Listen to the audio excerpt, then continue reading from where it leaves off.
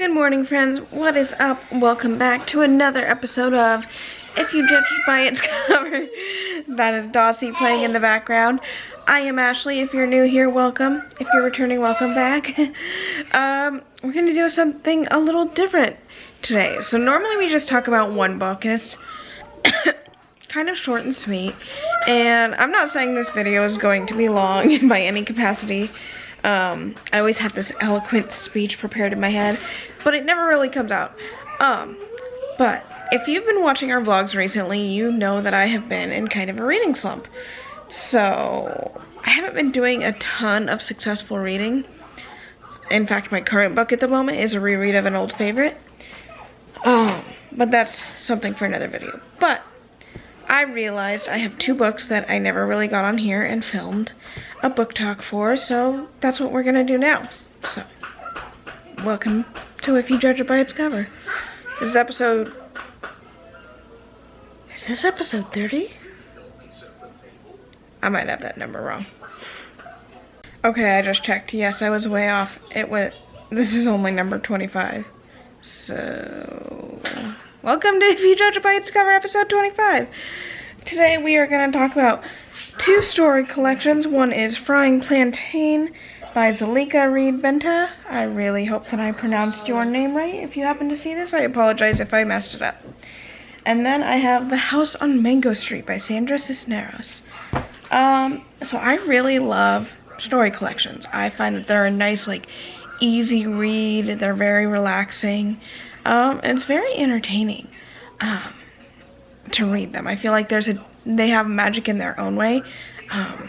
So I like any chance I get to read a collection of stories. I read The House on Mango Street first. Now, this is the 25th anniversary edition, which is awesome. I think it's so cool whenever a book reaches 25 years and it's popular enough that you're still doing editions. So this book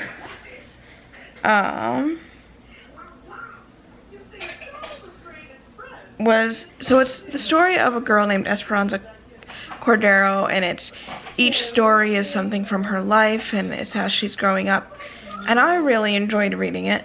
And it's just kind of a nice laid back read. I've been told this is a classic. I don't know anything on that, and I'm not educated enough to speak on that, but the way this was written, it just had a sort of floating magic about it, if that makes sense. Incredibly well written. I enjoyed the stories. It was very nice to read when I was really struggling with reading. And I enjoyed it, so I would recommend that. Next is Frying Plantain. And you guys might laugh at this. I kind of thought it would be a more food-centered book, but that's okay because I still enjoyed it. But that's initially what drew me to the book. I like books about food. I think they're really cool. So this one is also a collection of stories from a girl's life as she grows up, and her name's Cara Davis. So it's kind of her trying to find her identity between being Canadian and being Jamaican, and always trying to fit in and trying to understand other girls, and just kind of that experience we all go through. And it's written in such a fun, poetic way that I really liked it. The story really moved. There are moments that were very intense. There's moments alluding to sexual assault, and there were moments that were so heavy, and then there were moments where it was really just, hey, I'm just a girl. And you could really, as a woman, I can relate, because I've been through that place where I try to understand why other people think a certain way if I think different, or try to figure out my place in the world. It's very, very good book, so I definitely recommend that one too. Yeah, no, both of those were great reads. I highly recommend them.